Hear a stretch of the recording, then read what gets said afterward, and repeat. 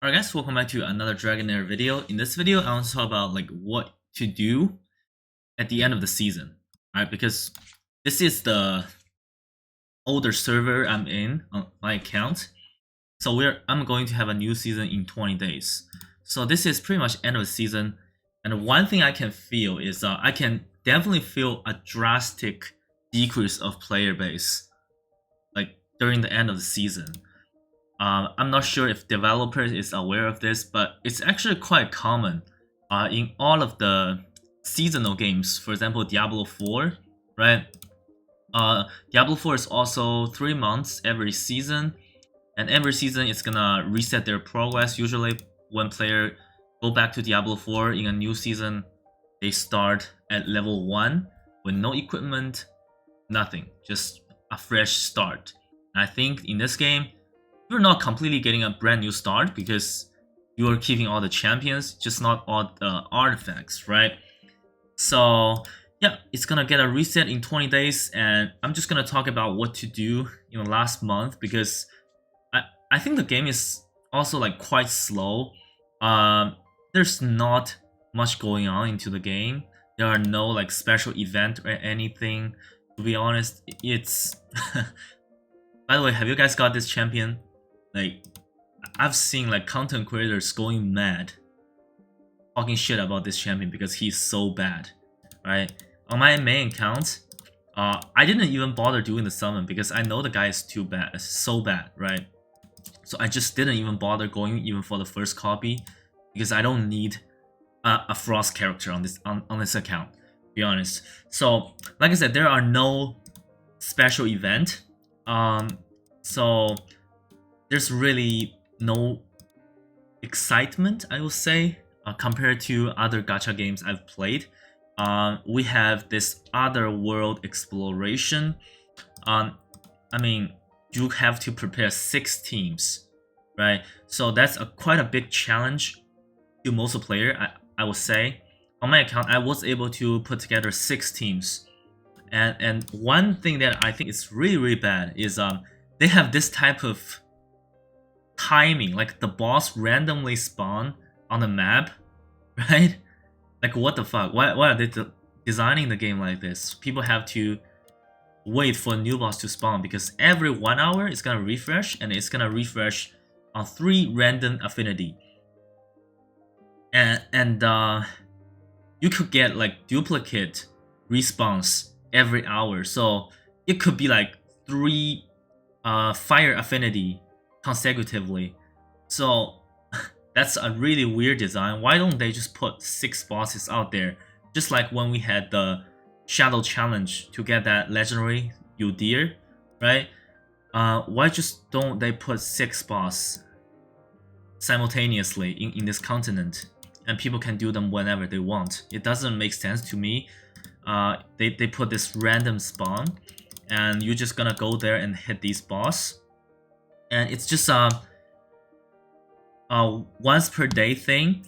And recently they made a feature which you can save your whole team's gear. I think this is a great feature, right? You basically don't have to save gear on your champion anymore. You don't have to use this plan feature anymore. You can basically save the gear for the entire team. That just makes life so much easier. And everything on other world exploration, I think it's pretty easy to do. There is 3 daily quests.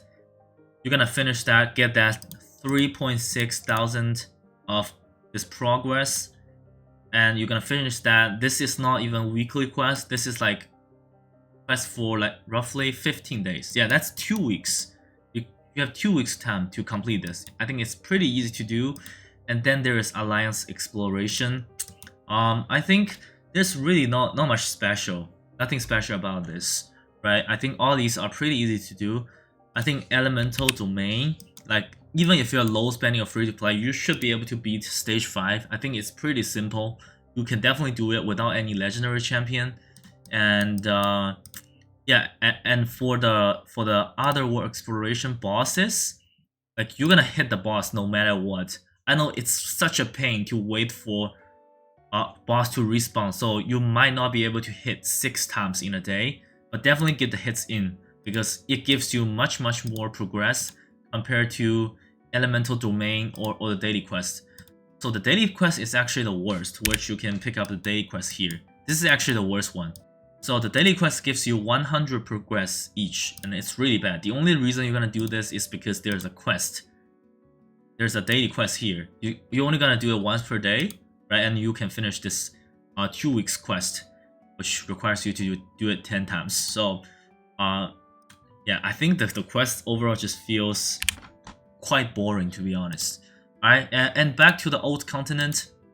Again, there's not much to do, to be completely honest. For arena, I think you guys can pretty much, like, if you don't, I think for most players, if you don't put down your defense, arena is basically unplayable. It's basically unplayable. You can see my account, like my token is constantly full, and I haven't done it once this week. It's already Friday, the day I'm recording this video. I'm at 3,000 points. I haven't done it once this week. And I'm just taking a look at my record. Well, actually a lot of failures here, but that's fine. I haven't done it once. I'll do it just to get the weekly rewards. I think that's actually the similar situation to most players. If you don't lower down your defense, it's unplayable, the arena. And for Fae Minder, I think this is actually the area that is pay to win friendly. It's not free to play friendly. The reason being is, I think any stage above 150 is actually quite difficult. It starts to get difficult. Right? It really starts to get difficult, and if you don't spend anything, I think it's actually quite hard to progress further than 150. So this is actually the first non-PvP pay to win content in the game I've seen. Right, and then we have a Pillar of Light, sorry, Pillar of Trial. Again, this place, it's impossible for low spender or free to play. Like maybe you can do it in certain affinity, which is much easier. But to finish all three, if you're low spending or low free to play, I don't think it's possible. Unfortunately, right? I don't think it's possible. And then what else can you do? You have to hit the clan boss daily. Of course, that's the no-brainer part. And at the end of the season, as for all the dungeons, I think you don't really have to farm all these equipment dungeon, because you can really share between all the champions, right? Unlike the negative ruin and positive ruin, like these are affinity specific, so you have to farm 6 different affinities of these ruins. That's why I think once you get to mid or late into the season, you have to spend much more energy on these on heretical ruins and ancient battleground than these graves. Like right now, into the last month of the season, I basically don't farm these 3 graves at all, because I have enough equipment. I can switch between the champions, right? I am really looking for the affinity specific ruins. So every day when I use energy, if I don't use it on Goblin Slayer, I just use it in Hierarchical Ruins or Ancient Battlefield to farm these ruins, because it is actually really difficult to get a good one. Alright, it's actually really difficult. Alright, so Goblin Slayer, of course. Again, I don't think you have to invest crazy amount of stamina into Goblin Slayer, because if you're able to do other world exploration, it actually gives you tons of energy. Sorry, not energy, like XP potion. It gives you tons of XP potion throughout the progress. So once you get to the late into the season, at least what I recommend people to do is focus these 2 and then Goblin Slayer, assuming you farmed enough of Graves of Venom or Curse of Rot, right? And elemental domains, I mean, you only farm it when you need it, right? And again, it's really not a good thing that the game lacks exciting events. Like everything is pretty much identical. It really doesn't give any exciting rewards, right? And all the like event tab, I don't even check event tab. Unlike other gacha game, right? When there is a new news or event pop up, I'll just be excited to look what's in there. But in this game, there's zero excitement to even see what these are. And like, look at these. What are these garbage? This is Black Friday special pack. What are these garbage?